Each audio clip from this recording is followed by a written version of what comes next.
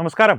ഈ കഴിഞ്ഞ ദിവസം ഇന്ത്യ മുന്നണിയുടെ ഒരു യോഗം ന്യൂഡൽഹിയിൽ നടന്നിരുന്നു. ആ യോഗത്തിൽ നിരവധി പരാതികളുടെ ഭാണ്ഡക്കെട്ടുമായി ജോൺ ബ്രിട്ടാസിനെ കമ്മ്യൂണിസ്റ്റ് പാർട്ടി അവരുടെ പ്രതിനിധിയായി അയച്ചിരുന്നു. കാരണം കോൺഗ്രസ് BJPയുമായിട്ട് സഖ്യമുണ്ടാക്കുന്ന ഒരു രാഷ്ട്രീയ പാർട്ടിയാണ് CPIM എന്നുള്ള ആരോപണം കേരള സമൂഹത്തിനിടയിൽ പരത്തുന്നു, അത്തരത്തിലുള്ളൊരു കുപ്രചരണം നടത്തുന്നു തുടങ്ങിയ നിരവധി പരാതികളുമായിട്ടാണ് ജോൺ ബ്രിട്ടാസ് അവിടെ ചെന്നത്.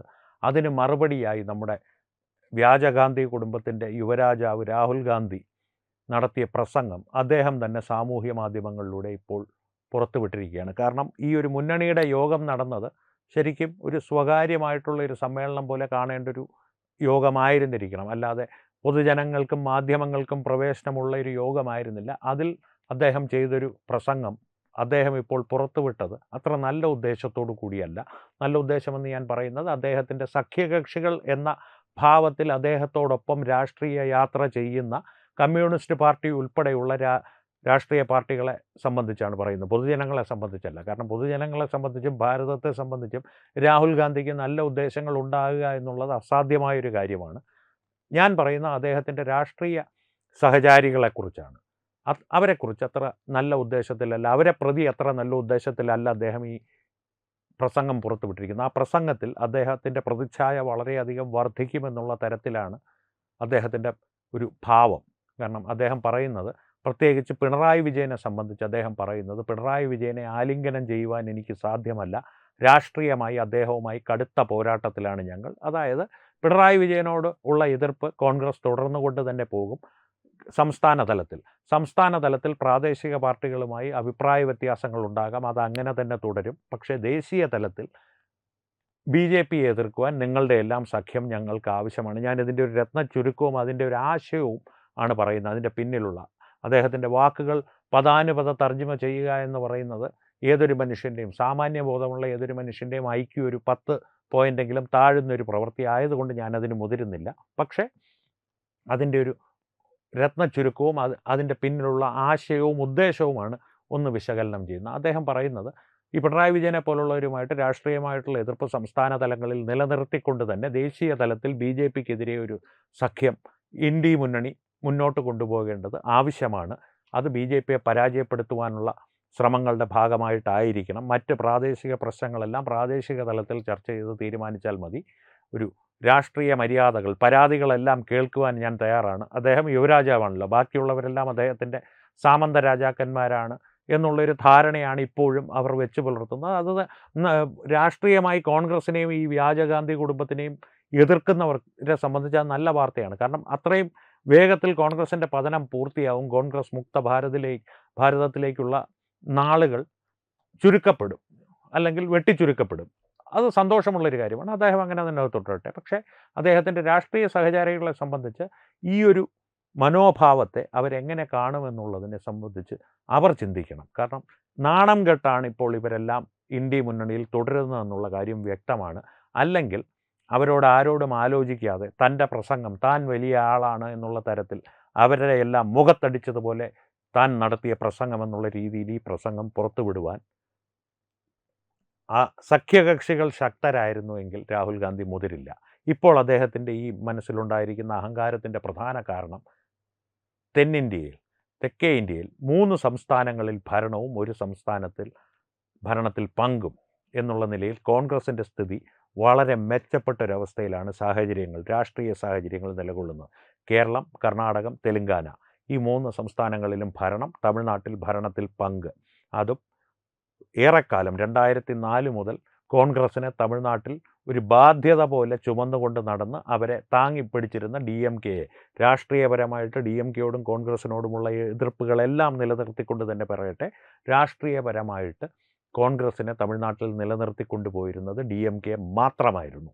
ആ DMKയെ അക്ഷരാർത്ഥത്തിൽ ചതിച്ചിട്ട് DMKയുടെ ഏറ്റവും വലിയ എതിരാളിയായ തമിഴക വെട്രിക്കഴകത്തിനോടൊപ്പം ചേർന്നു എന്ന് മാത്രമല്ല, അധികാരത്തിൽ പങ്കുപറ്റി 2 മന്ത്രിമാരെന്നുള്ള ഒരു സ്ഥാനവും വാങ്ങി സുഖിച്ച് കഴിയുന്ന കോൺഗ്രസിനെ സംബന്ധിച്ച് സഖ്യകക്ഷികളെന്നുള്ള ഒരു ധാരണയെ വേണ്ട എന്നുള്ളൊരു മനോഭാവത്തിലേക്ക് കോൺഗ്രസ് തിരികെ എത്തിയിരിക്കുന്നു എന്ന് ഞാൻ പറയുവാനുള്ള കാരണം, കോൺഗ്രസ് എല്ലാ കാലത്തും അവരുടെ സഖ്യകക്ഷികളോട് പെരുമാറിയിരുന്നത് ഇങ്ങനെ തന്നെയായിരുന്നു.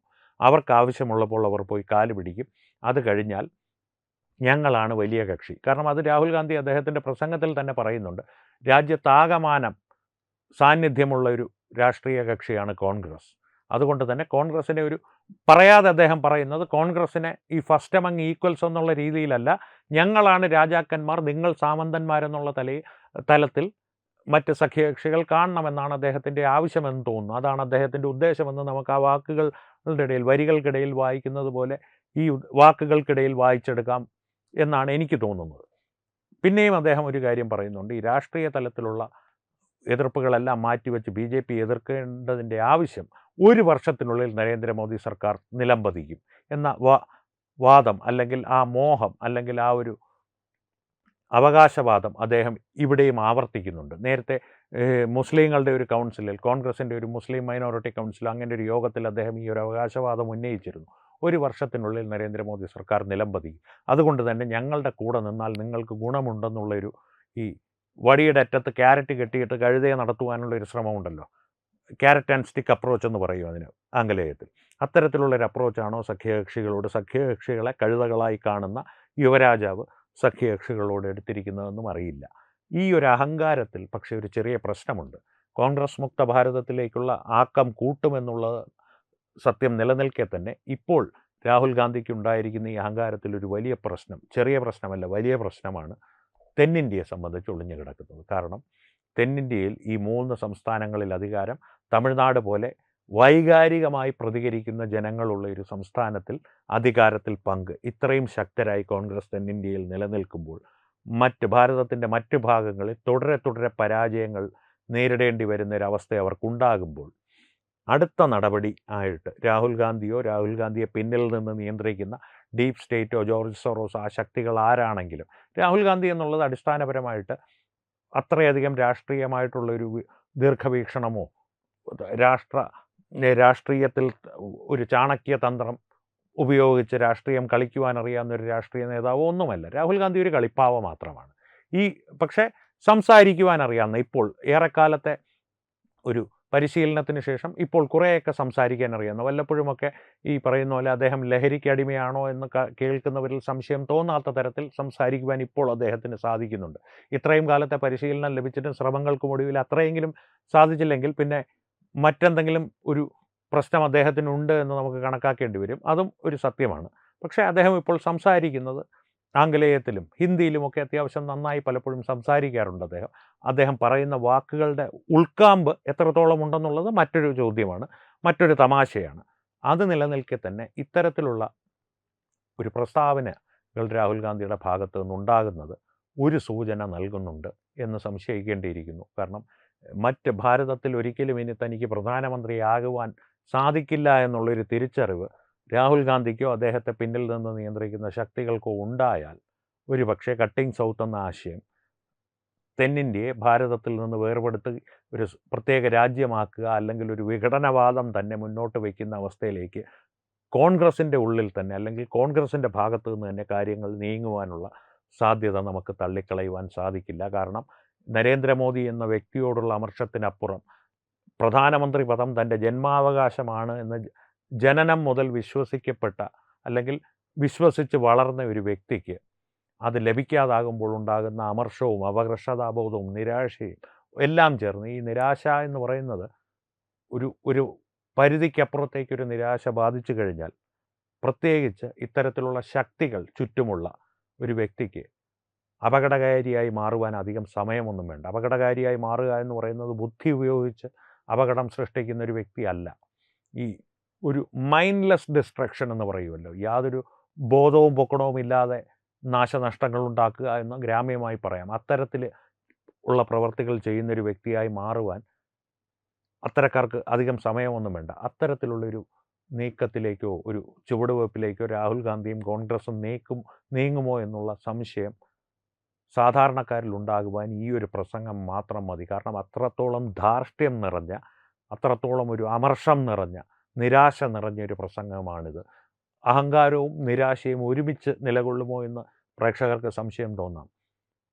ബുദ്ധിസ്ഥിരതയില്ലാത്തവരിൽ അത് നിലനിൽക്കുമെന്നാണ് മനഃശാസ്ത്രജ്ഞർ പറയുന്നത്. കാരണം ബുദ്ധിസ്ഥിരതയോ അല്ലെങ്കിൽ സാമാന്യ ബോധമോ ഇല്ലാത്തവർക്ക്, രാഹുൽ ഗാന്ധി അങ്ങനെയുള്ളൊരു വ്യക്തിയാണെന്നല്ല ഞാൻ പറയുന്നത്, പക്ഷേ അദ്ദേഹത്തിൽ അഹങ്കാരവും നിരാശയും അമർഷവും എല്ലാം ഒരുമിച്ച് നിൽക്കുന്നുണ്ട്. അതോടൊപ്പം തന്നെ അപകടകാരികളായ ശക്തികൾ അദ്ദേഹത്തെ ചലിപ്പിക്കുന്ന നൂലുകളുടെ നിയന്ത്രണവുമായി അദ്ദേഹത്തിന് പിന്നിലുണ്ട് എന്നുള്ളത് രാജ്യത്തെ സംബന്ധിച്ച് അപകടകരമായൊരു വസ്തുതയാണ്.